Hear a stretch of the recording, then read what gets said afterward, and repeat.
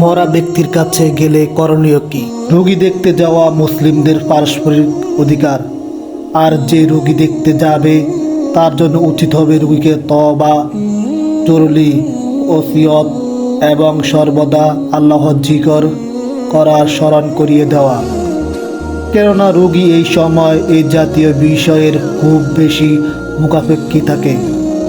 অনুরূপভাবে রোগী যদি মৃত্যুমুখে পতিত হয় এবং তার কাছে উপস্থিত ব্যক্তি যদি নিশ্চিত হয় যে তার মৃত্যু এসে গেছে, তাহলে তার উচিত তাকে লা ইলাহা ইল্লাল্লাহ মুহাম্মদ রাসূলুল্লাহ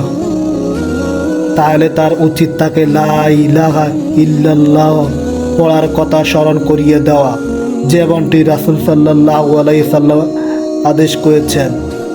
সে শুনতে পায় এমন শব্দে তার নিকট আল্লাহর জিকির করবে, ফলে সে অনুসরণ করবে এবং আল্লাহর জিকির করবে।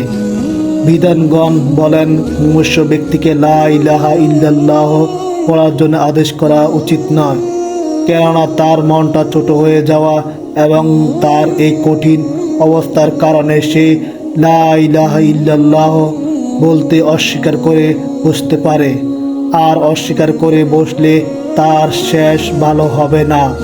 সেজন্য তার মৃত্যুসজ্জায় লা ইলাহা ইল্লাল্লাহ পড়ে তাকে এই কালিমা স্মরণ করবে, অর্থাৎ তাকে বলবে না যে হে অমুক লা ইলাহা ইল্লাল্লাহ পড়ো।